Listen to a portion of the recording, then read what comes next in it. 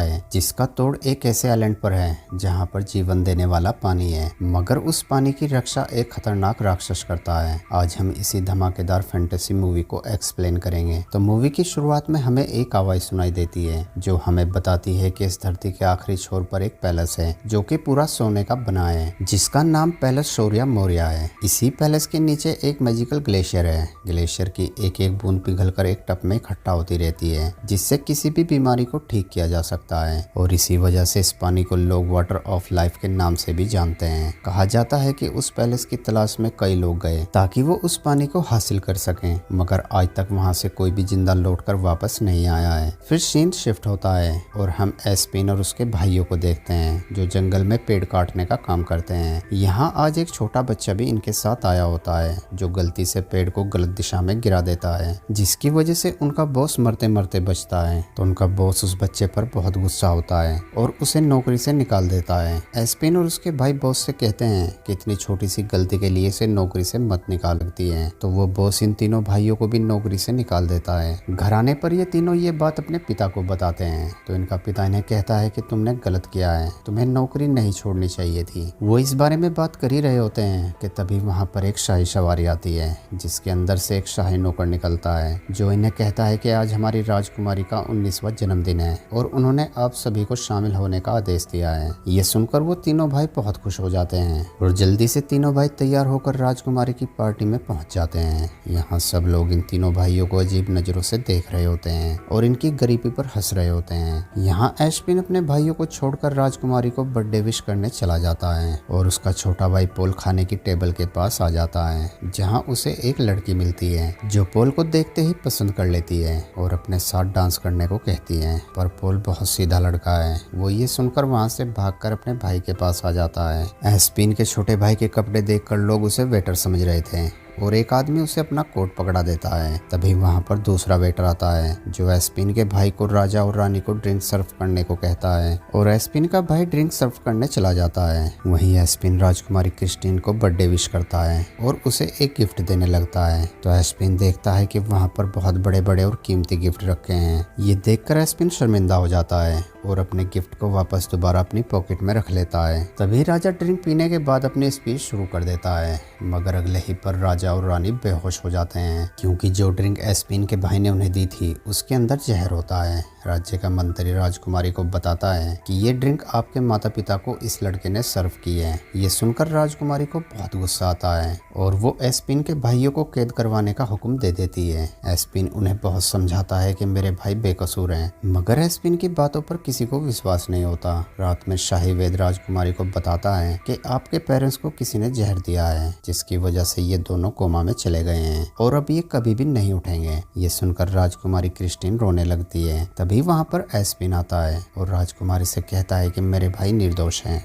उन्हें छोड़ दो। तो राजकुमारी एस्पिन से कहती है कि तुम्हारे भाइयों ने मेरे पेरेंट्स को जहर दिया है जिसकी वजह से वो कोमा में चले गए हैं और अब वो कभी भी नहीं उठ पाएंगे। ये सुनकर एस्पिन राजकुमारी से कहता है कि आपने पैलेस शौर्य मौर्य के बारे में सुना है। ये सुनकर वो शाही वैद्य हंसने लगता है। वो कहता है कि ये एक अफवाह है, ऐसा कोई भी पैलेस नहीं है। तो एस्पिन उन्हें कहता है कि ये अफवाह नहीं है, ये सच है। उस पैलेस में एक वाटर ऑफ लाइफ नाम का पानी है जिससे किसी भी बीमारी को ठीक किया जा सकता है। राजकुमारी एस्पिन की बात सुनकर उसके साथ वाटर ऑफ लाइफ पानी लेने निकल पड़ती है। फिर हम उस वेटर को देखते हैं जिसने एस्पिन के भाई को ड्रिंक सर्व करने को कहा था। वो यहाँ एक बार में आता है और एक ग्रुप से मिलता है। वो वेटर उस ग्रुप को बताता है कि राजा और रानी दोनों हमेशा के लिए कोमा में चले गए हैं पर राजकुमारी बच गई है और वो अब अपने पेरेंट्स को बचाने के लिए वाटर ऑफ लाइफ लेने जा रही है। दरअसल ये ग्रुप राजा और रानी को मारकर उस राज्य पर अपना कब्जा करना चाहते हैं और ये सुनकर ग्रुप राजकुमारी के पीछे जाने का फैसला करते हैं। पर तभी एक ग्रुप का आदमी उस वेटर को भी जहर देकर मार देता है। उधर एस्पिन और राजकुमारी एक जंगल में आ जाते हैं, मगर एस्पिन को गोल्डन पैलेस का रास्ता नहीं पता होता है। तभी उनके सामने एक गिलहरी आती है जो एस्पिन और राजकुमारी को लेकर एक विच के घर में आ जाती है। अंदर आकर वो लोग देखते हैं कि उस विच की नाक एक टेबल में फंसी है।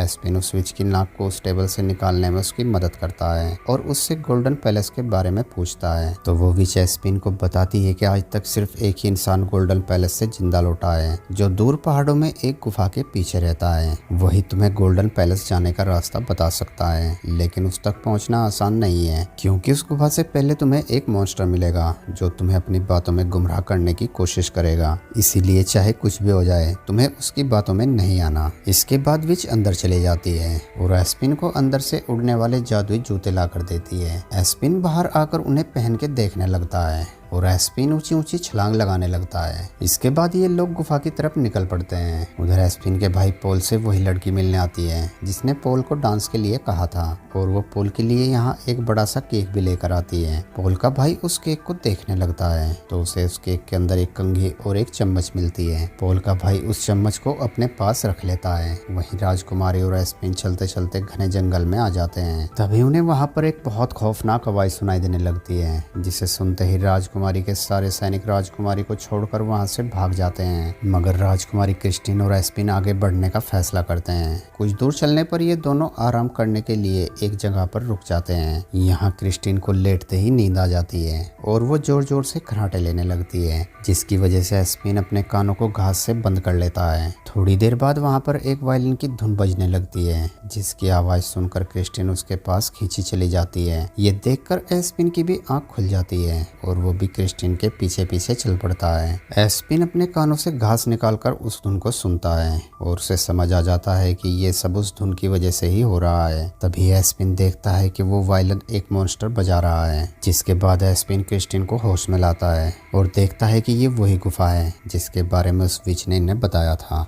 मगर वो मॉन्स्टर उन्हें आगे जाने से मना कर देता है और एस्पिन से कहता है कि अगर तुम्हें आगे जाना है तो तुम्हें मुझे वायलिन कंपटीशन में हराना होगा, और अगर तुम ऐसा नहीं कर पाए तो मैं तुम दोनों को मार दूंगा। एस्पिन उस मॉन्स्टर का चैलेंज एक्सेप्ट कर लेता है और कंपटीशन शुरू हो जाता है। पहले वो मॉन्स्टर वायलिन बजाता है, जिसे सुनकर क्रिस्टीन एक बार फिर से मदहोश हो जाती है। फिर एस्पिन का नंबर आता है और वो इतना गंदा वायलिन बजाता है कि वो मॉन्स्टर अपने कानों पर हाथ रख लेता है। तभी एस्पिन जोर से वो वायलिन उस मॉन्स्टर के सर पर मारता है और क्रिस्टीन को लेकर गुफा से बाहर निकल जाता है। कुछ दूर चलने पर एस्पिन को एक सॉल्ट की बोतल मिलती है तो एस्पिन राजकुमारी से पूछता है कि ये क्या है। राजकुमारी उसे बताती है कि इससे किसी भी बेहोश इंसान को होश में लाया जा सकता है। तभी क्रिस्टीन को दूर एक घर दिखाई देता है, जिसे देखकर वो दोनों जल्दी से उस घर के पास आ जाते हैं। यहाँ एक बहुत बूढ़ा इंसान लकड़ी चीर रहा होता है। एस्पिन उससे पूछता है कि क्या आप वही इंसान है जो गोल्डन पैलेस से जिंदा लौटे थे। तो वो उन्हें कहता है कि उसके बारे में तो तुम्हें मेरे पिताजी बताएंगे जो के अंदर हैं। फिर ये दोनों अंदर आ जाते हैं, जहाँ उन्हें एक और ओल्ड मैन मिलता है। एस्पिन उससे भी वही सवाल पूछता है तो वो भी उसे वही जवाब देता है जो बाहर वाले ओल्ड मैन ने दिया था। ऐसा इनके साथ यहाँ पर कई बार होता है,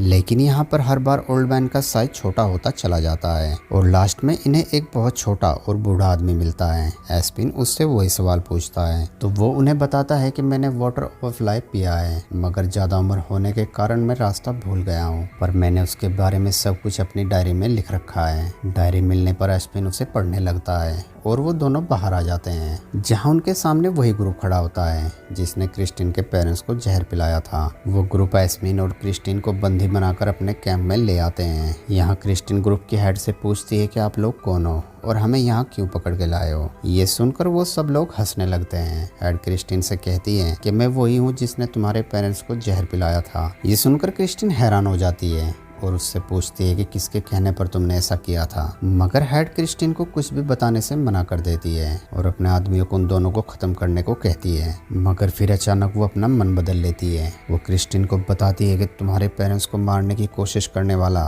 तुम्हारा वफादार मंत्री है। ये सुनकर क्रिस्टीन हैरान हो जाती है, जिसके बाद हेड अपने आदमियों से कहती है कि अब इन दोनों को मार दो। तब तक क्रिस्टीन बड़ी चालाकी से एक चाकू अपने आस्तीन में रख लेती है। हेड के दो आदमी उन्हें लेकर बाहर आते हैं और कौन मारेगा इस बात से आपस में झगड़ने लगते हैं। इसी दौरान क्रिस्टीन अपनी और एस्पिन की रस्सी को काट देती है और ये दोनों वहां से भागने लगते हैं। मगर कुछ ही दूर चलने पर ग्रुप के लोग इन्हें घेर लेते हैं तो क्रिस्टीन उस जादुई वायलिन को निकालकर उसे बजाने लगती है, जिसकी आवाज सुनते ही वो सब लोग मदहोश होकर नाचने लगते हैं और वो दोनों वहां से भाग जाते हैं। उधर एस्पिन के भाइयों के पास वो मंत्री आता है जो उन्हें बताता है कि राजा और रानी को जहर देने वाले को मैं जानता हूँ। तो पॉल उससे पूछता है कि वो कौन है, तो वो मुस्कुराकर कहता है कि वो तुम्हारे सामने खड़ा है। ये सुनकर उन दोनों भाइयों को बहुत गुस्सा आता है, मगर मंत्री वहाँ से चला जाता है। रात होने पर पोल और उसका भाई उस चम्मच की मदद से लॉकअप खोलकर वहाँ से भागने लगते हैं, मगर भागते भागते वो दोनों गलती से मंत्री के कमरे में ही आ जाते हैं। तो मंत्री उन्हें कहता है कि मैं यही तो चाहता था, क्योंकि तुम दोनों की भागने की कोशिश से ये साबित हो गया है कि राजा और रानी को जहर तुमने ही दिया है, और उन्हें कहता है कि कल तुम्हें राजा और रानी को मारने की कोशिश में मौत की सजा दी जाएगी और मैं बच जाऊंगा। सैनिक दोबारा उन दोनों भाइयों को पकड़कर ले जाते हैं। उधर एस्पिन और क्रिस्टिन अपने सफर के दौरान एक बीच पर आ जाते हैं, जहां उन्हें एक आदमी मिलता है जिसके पास एक बोट होती है। तो एस्पिन उसे कहता है कि क्या आप हमें शौर्य मौर्य पैलेस पहुंचा सकते हो। ये नाम सुनते ही वो आदमी बहुत ज्यादा डर जाता है और उन्हें वहां जाने से मना कर देता है। वो कहता है कि उस आइलैंड पर बहुत ज्यादा खतरा है, वहां से आज तक कोई भी जिंदा लौटकर वापस नहीं आया है। तो क्रिस्टिन उसे कुछ सोने के सिक्के देती है, जिसके बदले वो आदमी उन्हें उस आइलैंड का नक्शा देता है और उन्हें कहता है कि तुम मेरी वोट ले जा सकते हो, मगर मैं तुम्हारे साथ नहीं जाऊंगा। ये सुनकर एस्पिन और क्रिस्टिन वोट लेकर अपने सफर पर निकल पड़ते हैं। कुछ घंटों के सफर के बाद ये दोनों एक ऐसी जगह पर पहुंच जाते हैं जहां पर बहुत ज्यादा धुंध होती है। यहाँ आने के बाद ये लोग देखते हैं कि पानी में बहुत सारी लाशें पड़ी हैं, जिन्हें देखकर ये दोनों घबरा जाते हैं। तभी एक बहुत बड़ा पानी का क्रीचर इन पर हमला कर देता है और एस्पिन की आंख आइलैंड के किनारे पर खुलती है। तो एस्पिन देखता है कि क्रिस्टिन वहां नहीं है। एस्पिन पागलों की तरह क्रिस्टिन को ढूंढने लगता है, क्योंकि एस्पिन क्रिस्टिन को पसंद करने लगा था। एस्पिन क्रिस्टिन को ढूंढने के लिए एक बहुत ऊंची पहाड़ी पर आ जाता है, जहां वो अपने सामने शौर्य मौर्य गोल्डन पैलेस को देखता है। एस्पिन जल्दी से उस गोल्डन पैलेस के अंदर आ जाता है, जहां उसके सामने उस पैलेस का राजा का कंकाल बैठा होता है। उसके पास एक बॉल जैसी चीज होती है, तो एस्पिन उस कंकाल से उसे लेकर अपने पास रख लेता है। यहाँ एस्पिन को एक गुप्त रास्ता दिखाई देता है जो कि महल के नीचे जा रहा होता है। एस्पिन उस रास्ते के जरिए नीचे आ जाता है। यहाँ पर भी बहुत सारे कंकाल पड़े होते हैं। तभी एस्पिन एक रोशनी के सामने आ जाता है, जिसकी वजह से वहाँ पर जहरीली गैस चालू हो जाती है, मगर एस्पिन जल्दी से उस सोल्ट की बोतल को पी लेता है और वो बच जाता है। जिसके बाद एस्पिन एक कमरे को खोलता है, जहाँ उसके सामने वाटर ऑफ लाइफ होता है। तभी वहाँ पर वो ग्रुप भी आ जाता है, जिन्होंने क्रिस्टिन को बंदी बना रखा होता है। एस्पिन क्रिस्टिन को जिंदा देखकर बहुत खुश होता है। ग्रुप की हेड पानी पीने के लिए उस वोल्ट की तरफ दौड़ती है, मगर एस्पिन उसे रोकने की कोशिश करने लगता है और यहाँ इनमें फाइट होने लगती है। बाकी ग्रुप के लोग वहाँ से सोना इकट्ठा करने में लग जाते हैं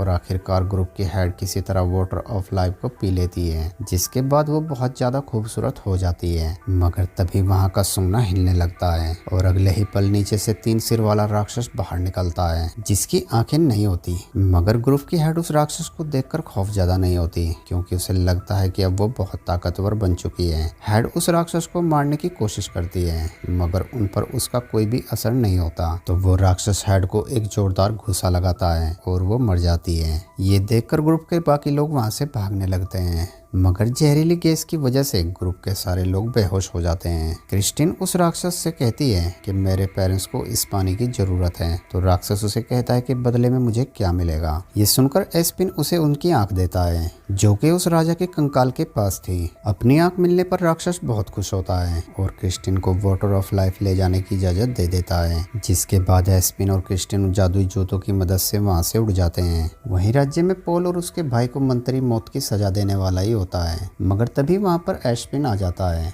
और वहां मौजूद लोगों से कहता है कि राजा और रानी को जहर देने वाला यही है। मगर वहां मौजूद लोग एस्पिन की बातों पर विश्वास नहीं करते और मंत्री एस्पिन को भी उसके भाइयों के साथ मारने लगता है। और तभी वहां पर राजा और रानी आ जाते हैं, क्योंकि क्रिस्टिन ने उन्हें वाटर ऑफ लाइफ पिला दिया था और राजा को अपने मंत्री के गद्दारी के बारे में भी पता चल गया था। मंत्री राजा से कहता है कि आपको जहर देने वाले ये तीनों भाई हैं, मगर राजा उसे कहता है कि मैं जानता हूँ कि मुझे मारने की कोशिश किसने की है। और राजा अपने सिपाहियों से मंत्री को काल कोठरी में डालने को कहता है। जिसके बाद एस्पिन क्रिस्टिन को वो गिफ्ट देता है। यहाँ क्रिस्टिन अपने पेरेंट्स को बताती है कि आप दोनों को बचाने वाला एस्पिन ही है और मैं एस्पिन से ही शादी करना चाहती हूँ। और इस बार राजा भी मान जाता है और इन दोनों की शादी पक्की कर देता है। वहीं एस्पिन का भाई पोल भी उस नौकरानी को एक्सेप्ट कर लेता है और अब क्रिस्टिन और एस्पिन साथ साथ रहने लगते हैं। और इसी सीन के साथ हमारी मूवी का एंड हो जाता है। दोस्तों वीडियो अच्छी लगी हो तो वीडियो को लाइक और चैनल को सब्सक्राइब जरूर करना।